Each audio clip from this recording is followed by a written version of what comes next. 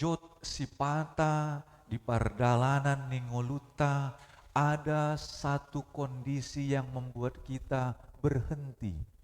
Sipata gabe maradi manang membuat kita tidak dapat melanjutkan apa yang ingin kita capai, yang ingin kita kerjakan.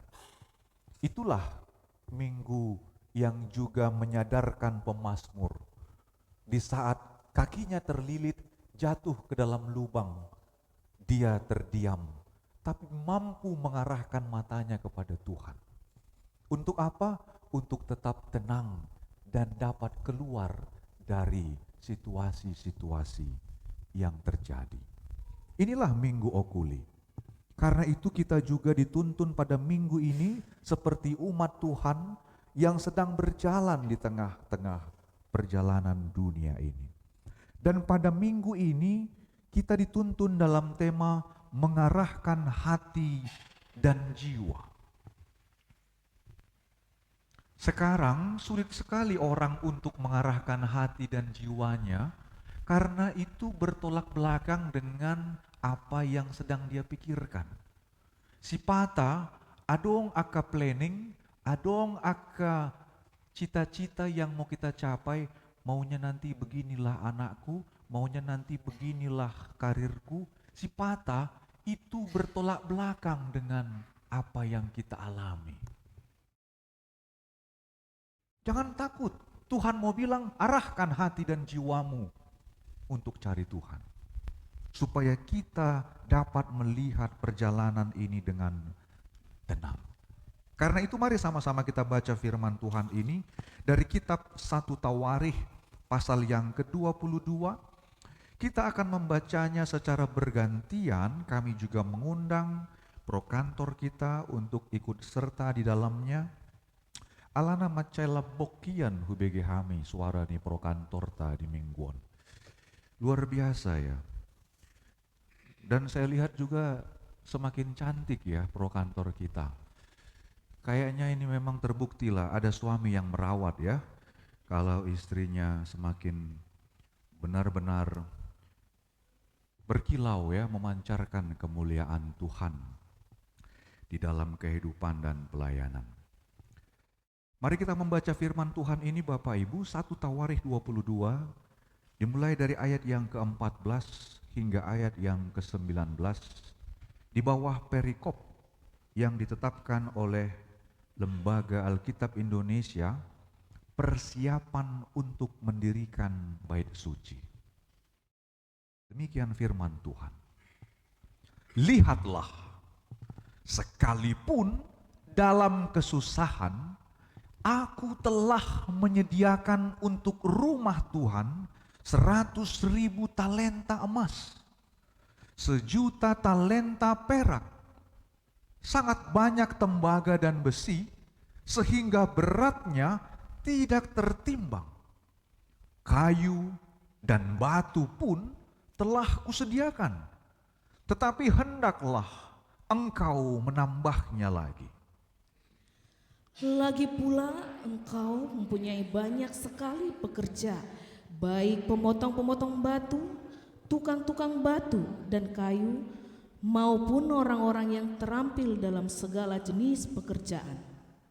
Emas, perak, tembaga, dan besi yang tidak terhitung banyaknya. Mulailah bekerja. Tuhan menyertai engkau.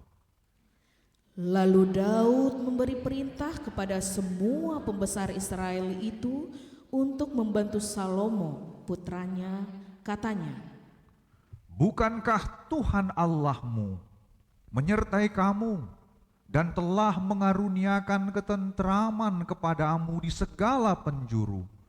Sungguh, Ia telah menyerahkan penduduk negeri ini ke dalam tanganku, sehingga negeri ini takluk ke hadapan Tuhan dan kepada umat-Nya. sekarang arahkanlah hati dan jiwamu untuk mencari Tuhan Allahmu. Mulailah mendirikan tempat kudus Tuhan Allah, supaya tabut perjanjian Tuhan dan perlengkapan kudus Allah dapat dibawa masuk ke dalam rumah yang didirikan bagi nama Tuhan. Amin. Sampai demikian pembacaan firman Tuhan. Bapak Ibu, selamat hari Minggu bagi kita. Tadi pagi para pelayan itu khawatir. Kenapa? Karena ternyata sebagian sudah tiba di dalam gereja, sebagian lagi belum, dan langit itu sudah hitam. Hitam pekat arah ke Jalan Margonda.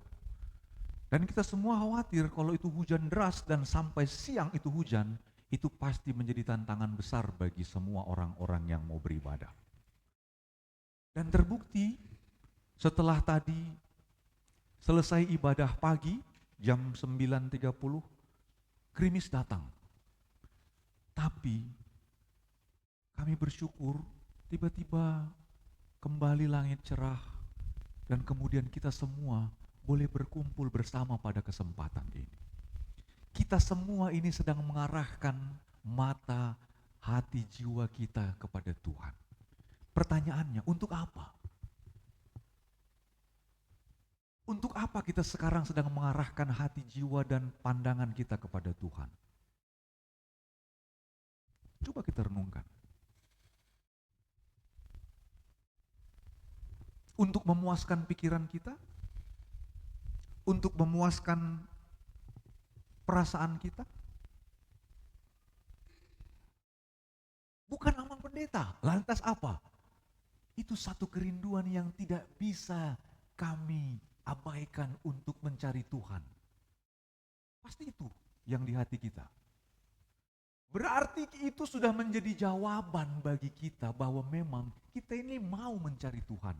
Amin ya Bapak Ibu.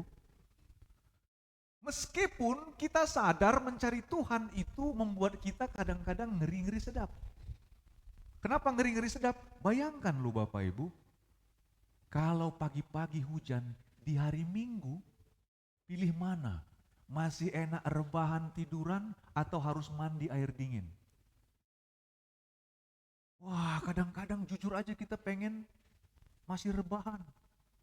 Masih pengen santai, menikmati hidup. Itu logis. Tapi jangan lupa ternyata ada satu kondisi di mana kalau kita sudah puas tidur, kalau kita sudah puas menikmati yang enak, kalau kita sudah puas menikmati segala sesuatu, sudah punya ini, sudah punya itu, ternyata kadang-kadang ada sisi yang kosong di dalam hati dan jiwa. Apa itu? Slide berikutnya. Ini yang terjadi pada Daud. Coba bayangkan Bapak Ibu, dia itu sudah enak, dia itu bisa punya istana yang megah. Dia duduk setiap hari menikmati jamuan-jamuan untuk makanan minuman raja. Enggak ada yang kurang. Tapi kenapa hatinya enggak tenang? Kenapa hatinya enggak bisa tidur pulas? Kenapa jiwanya itu sepertinya merasa gundah? Kenapa? Karena dia sadar, kok ini ada yang berbeda. Aku bisa tenang tidur, aku bisa tenang menghidupi semuanya. Kok tabut Tuhan itu masih tinggal di kemah? Dia nggak bisa tidur Bapak Ibu. Jadi kalau ada orang Kristen sudah hari Minggu pengen baringan, aduh malas nih, ini hujan lagi, enak banget nih bisa tidur-tiduran. Tapi hati kita bilang, hari Minggu loh, ibadah loh. Wah itu luar biasa. Itu betul-betul luar biasa. Itu yang dialami Raja Daud. Kurang apa coba Daud Bapak Ibu? Kurangnya itu hatinya gak tenang melihat tabut Tuhan itu di luar, di tenda. Makanya muncul dalam hatinya itu, aku akan mendirikan bait suci. Aku akan bangun bait suci. Supaya apa? Supaya tenang. Enggak seperti mengalami satu tekanan di dalam hati.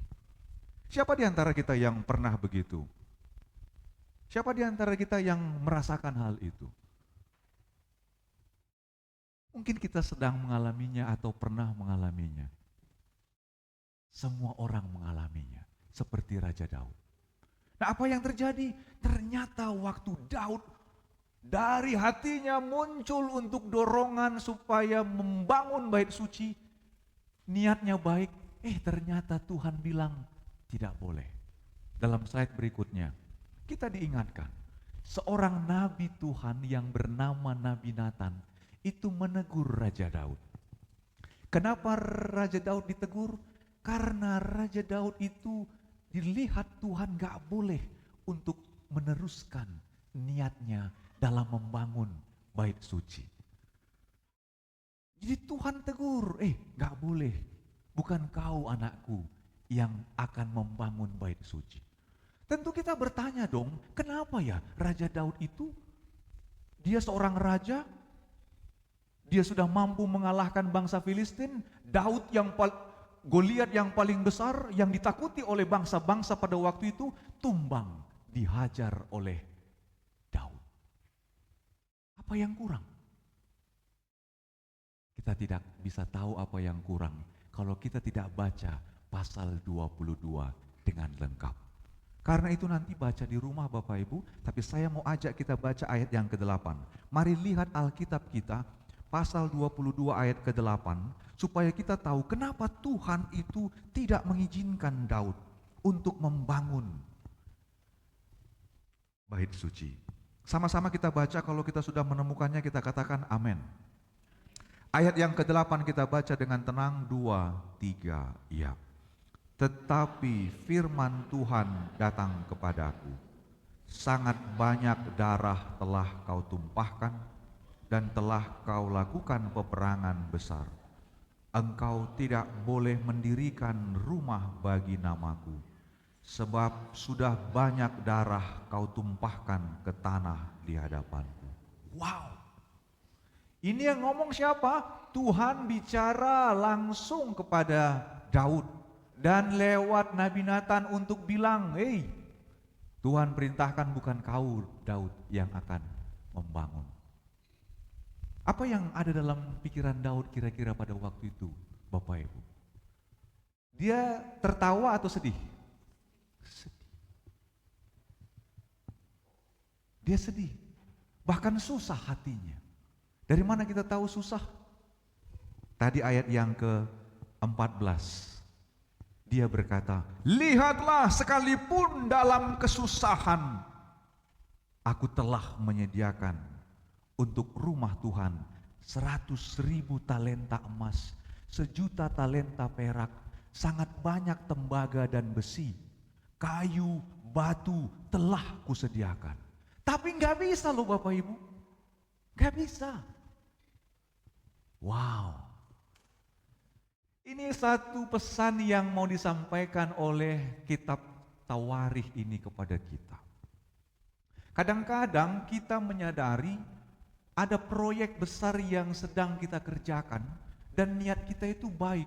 Tuhan, aku mau mengerjakan pekerjaan ini, aku mau mengerjakan proyek ini, itu bernilai besar. Tapi Tuhan gak izinkan kita untuk bisa menyelesaikan proyek itu. Rasanya gimana? Itu pasti membuat kita merasa susah hati. Udah pasti itu. Tuhan, aku mau nanti anakku ini kalau dia sudah tamat SMA, dia mau masuk perguruan tinggi negeri yang paling top. Tiba-tiba Tuhan bilang, tidak, anakmu nanti masuk perguruan tinggi swasta. Gimana perasaan kita? Sedih dong. Jadi firman Tuhan ini mau bilang kadang-kadang apa yang kita niatkan di dalam hati kita belum tentu itu sesuai dengan kehendak Tuhan. Apa yang terjadi Bapak Ibu ketika Daud ditegur? Apa yang terjadi ketika Daud sadar bahwa bukan dia yang akan membangun bait suci? Dia tetap mau rendah hati. Dia tetap mau untuk mencari Tuhan. Dalam slide berikutnya, kita diingatkan, apa bukti Daud itu rendah hati? Apa bukti sikapnya itu benar-benar mau untuk mencari Tuhan? Dia enggak marah sama anaknya. dia nggak kecewa sama anaknya. Dia tidak membuat anaknya menjadi saingan. Ada banyak sekali dalam kehidupan ini, khususnya lansia, kemarin itu nonton film. Filmnya tentang cinta, mama, dan surga. Cinta, mama, dan surga ini mengkisahkan tentang kehidupan dari orang Kristen Batak yang punya 3 orang anak. Anaknya yang pertama itu sudah berhasil sukses menjadi seorang, sudah nonton semua kayaknya ini. Betul. PNS yang paling besar, anak pertama. Yang kedua juga sukses, perempuan, PNS juga. Yang ketiga, mamanya juga pengen anaknya ini jadi PNS. Maka disekolahkannya ke Jakarta. Supaya berhasil nanti sekolah bagus-bagus bisa ikut ujian. Itu kerinduan dari mamanya. Tapi di tengah jalan, anaknya ini merantau ke Jakarta. Waktu di rantau itu, kok setiap mimpi dia berjumpa dengan Nommensen. Siapa itu Nommensen? Ada yang tahu? Orang Batak yang tidak lahir di Sumatera mungkin nggak tahu ya. Nommensen itu adalah penginjil, apostel dari Jerman. Itu untuk memberitakan Injil Tuhan di Silindung, di Bonapasogit kita. Tiap kali dia mimpi Nommensen, dia bingung, kok aku mimpi Nommensen? Ternyata dia ingat waktu kecil ada foto yang dia selalu bawa, dia dibaptis, nama baptisnya itu adalah siapa? Bernard Nommensen. Kebetulan marganya butar-butar. Kebetulan aja itu, namanya film. Sampai dia ingat betul waktu mamanya itu membangkaikan bajunya setelah mandi, menyuapin dia, anak yang baik nanti kau jadi pendeta ya Amang. Begitu sudah besar, mamanya pengen sekali anaknya ini semua berhasil, bisa menjadi kebanggaan, dikenal semua orang, supaya dia nanti di akhir hidupnya akan dikenal sebagai ibu yang benar-benar hebat. Singkat cerita apa yang terjadi? Ternyata anaknya ini mau jadi pendeta. Tapi film ini bagus sekali narasinya ya. Hanya saja kemasan filmnya mungkin yang banyak sudut pandang yang bilang kurang seru. Tapi narasinya ini bagus. Kenapa? Karena dalam film ini diberikan pesan untuk ditonton oleh semua orang, ambil pesan sendiri. Ambil hikmah sendiri. Apa itu? Di ending cerita itu, ternyata apa yang terjadi pada ibu si Bernard? Ibunya itu meninggal dunia. Kalau seorang ibu meninggal dunia artinya apa?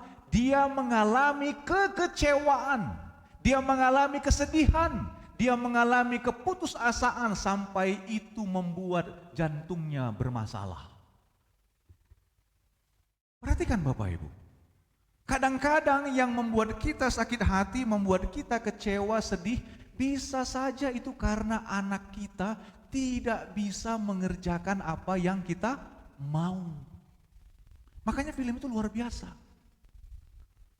Pilih, kau mau mencari hikmat Tuhan, kau mau memuaskan keinginanmu, atau kau mau memuaskan keinginan anakmu. Pilihannya sulit. Seperti anak itu juga. Anak itu bernama Bernard, kau juga harus memilih. Benarkah kau mau jadi pendeta? Tapi kok jadi pendeta harus tunangan. Kok mau jadi pendeta sulit gak direstui oleh mama karena mamanya harus minta dia jadi PNS. Sulit bagi dia untuk memutuskan. Sampai di ujung-ujung cerita itu, si Bernard salah mengambil keputusan. Si ibu salah mengambil keputusan. Kenapa? Si ibu sakit, meninggal dunia. Si anak kecewa, gak jadi tunangan, mamanya meninggal dunia. Ini luar biasa film ini.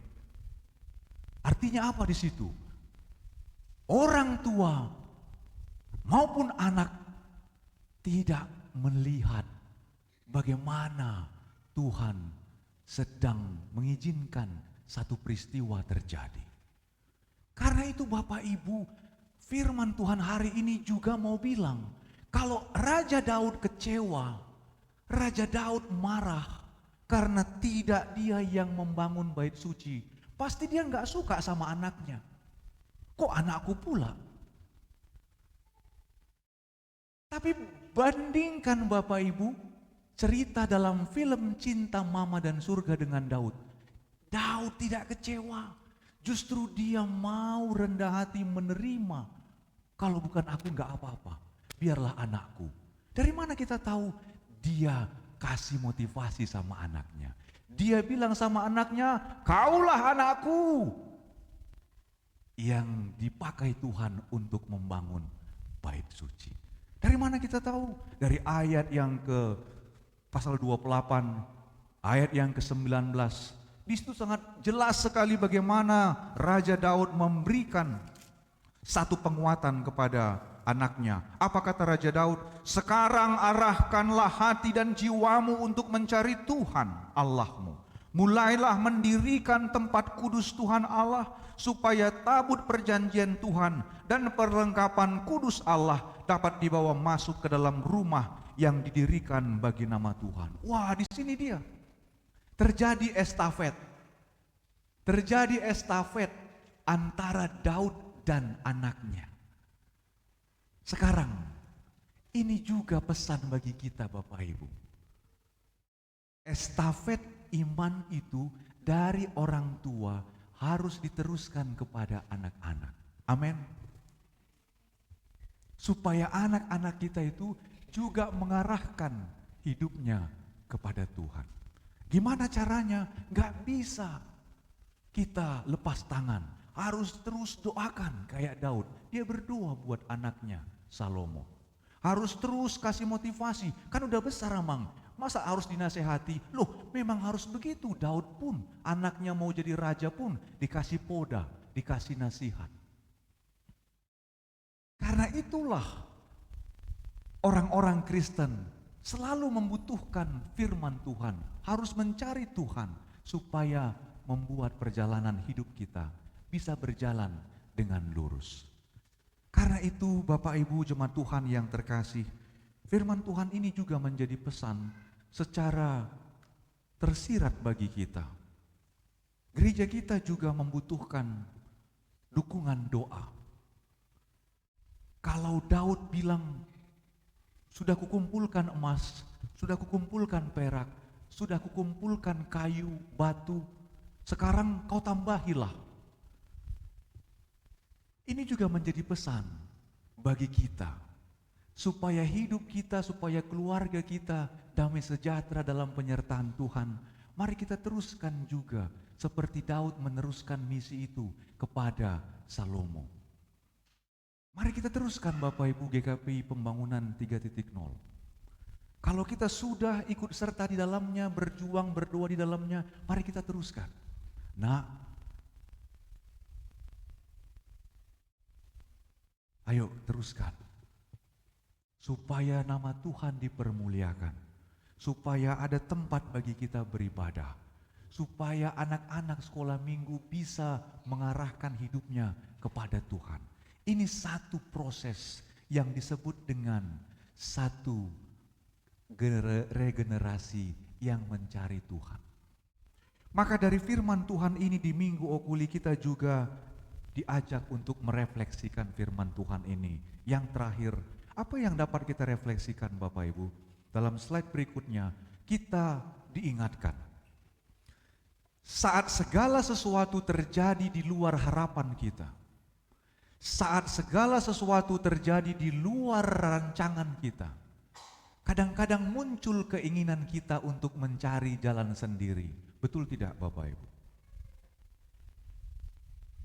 Kadang-kadang ketika kita sedang mengalami suatu kebuntuan, kadang-kadang kita sudah buat suatu rencana dan kemudian rencana kita itu kadang-kadang mengalami suatu kebuntuan, kita sering digoda untuk mau menggunakan cara dan jalan kita sendiri.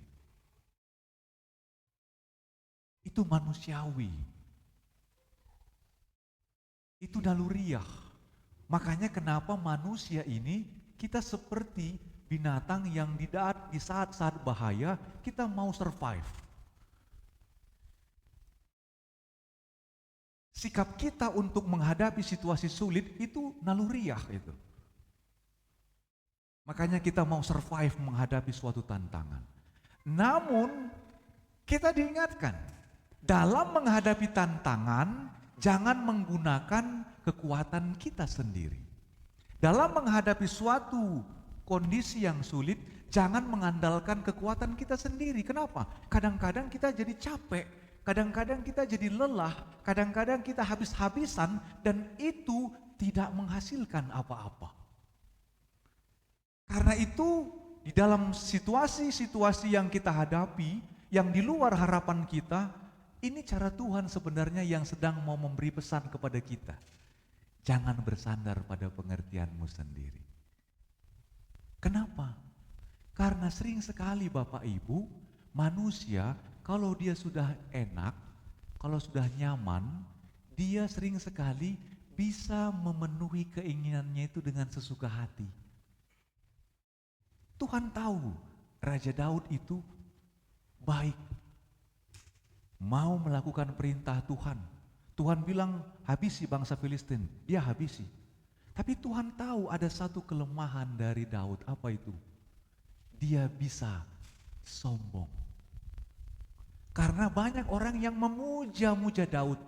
Kalau Saul berhasil mengalahkan musuh beribu-ribu, Daud mengalahkan musuh berlaksa-laksa.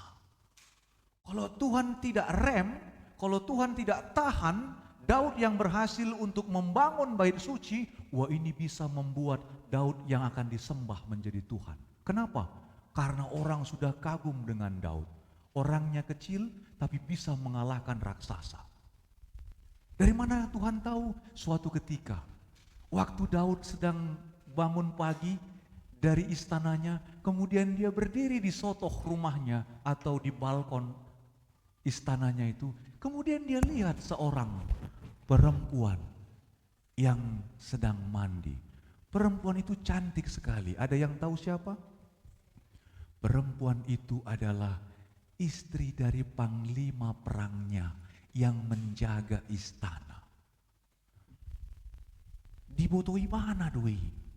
Itu istri panglima perangnya yang menjaga nyawanya. Tapi apa yang terjadi Bapak Ibu? Namanya keinginan daging, betul tidak?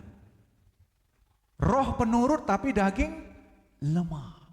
Apa yang terjadi? Dia kepengen. Perintahkan prajurit, bawa. Alkitab mencatat, dibawa Berseba. Kemudian tidur dengan Daud. Tuhan tahu sisi kelemahan setiap manusia. Tuhan tahu sisi apa yang buat manusia bisa jatuh.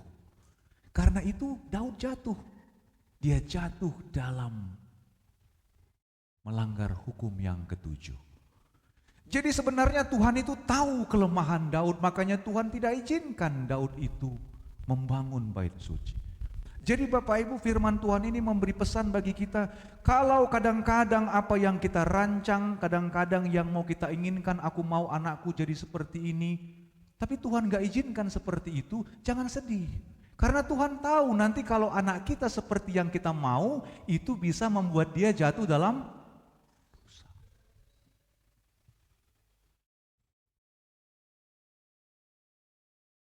Karena itulah firman Tuhan bilang dalam Amsal 3 ayat 5-6. Mari kita buka, supaya kita mengerti kenapa firman Tuhan ini membuat kita benar-benar harus bergantung kepada Tuhan.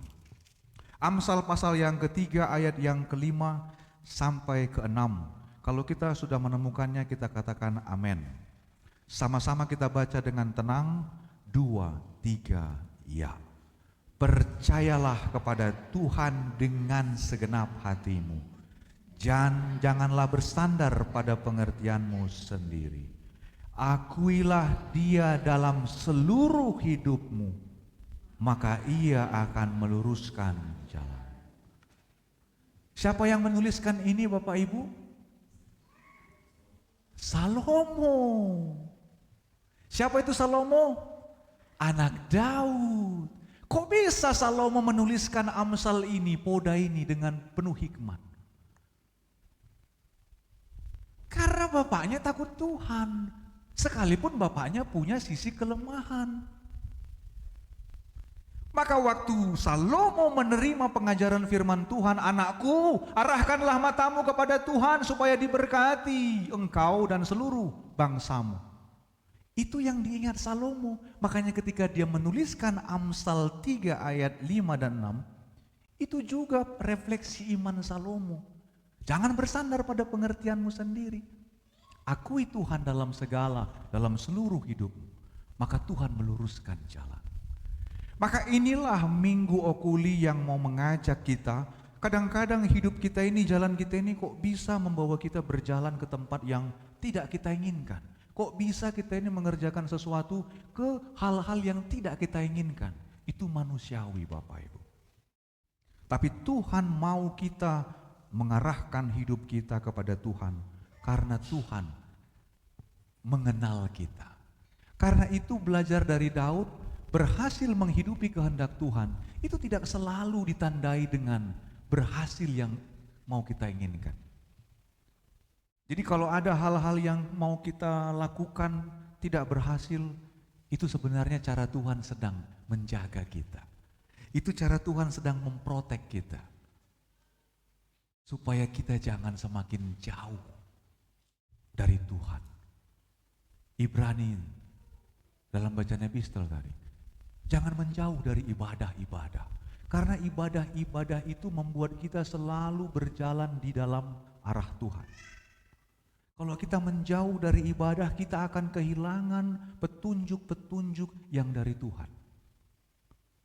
Itulah petunjuk hidup baru tadi. Supaya kita senantiasa mau melihat cara Tuhan bekerja dalam hidup kita. Yang terakhir, apa itu keberhasilan di hadapan Tuhan? Bapak Ibu, keberhasilan di hadapan Tuhan adalah kesediaan untuk mencari Tuhan dan tetap merendahkan hati, menjalani panggilan dan melakukan kehendaknya. Itulah keberhasilan.